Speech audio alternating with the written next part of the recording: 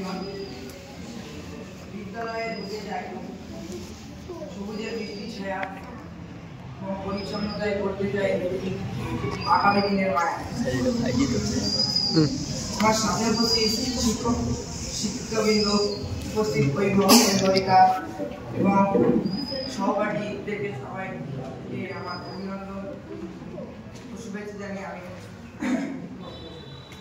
আমি নাইমুর রহমান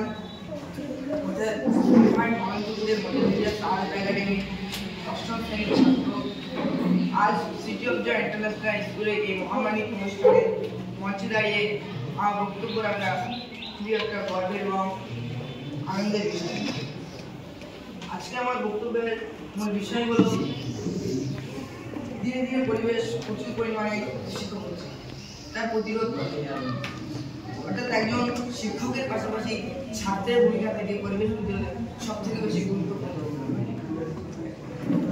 বিদ্যালয়ে শুধু পড়াশোনা নয়, তার পাশে পরিবেশ রক্ষা হচ্ছে ছাত্রছাত্রীর একটা গুরুত্বপূর্ণ ভূমিকা।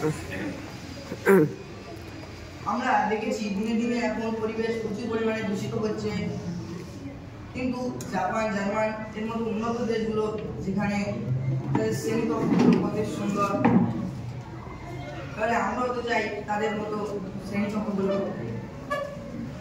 তাদের শ্রেণীকক্ষগুলো হলো সকাল থেকে শুরু করে নির্মল বাতাসে এবং যেখানে পথের ধুলোময় থাকে সবুজ পাতার নরম ছায়া, যেখানে শিশু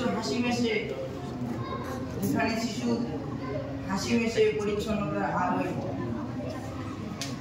তাহলে আমরা কি পারবো তাদের মতো শিক্ষাঙ্গন গড়ে তুলতে? হ্যাঁ, অবশ্যই পারবো। কিভাবে পারবো? তাহলে চলো।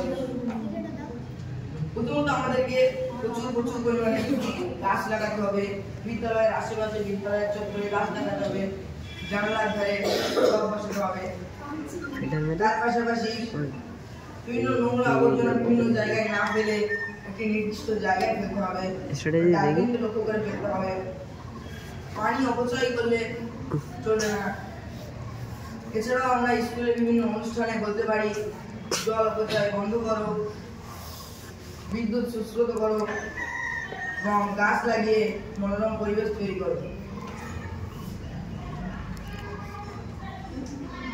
এই বলে আসুন আমরা সকলে এগিয়ে যাই এই স্কুলের পথের দিকে।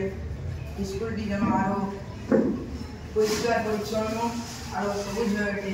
এই বলে আমি আমার সংক্ষিপ্ত বক্তব্য শেষ করছি। জয় হোক স্কুলের জন্য।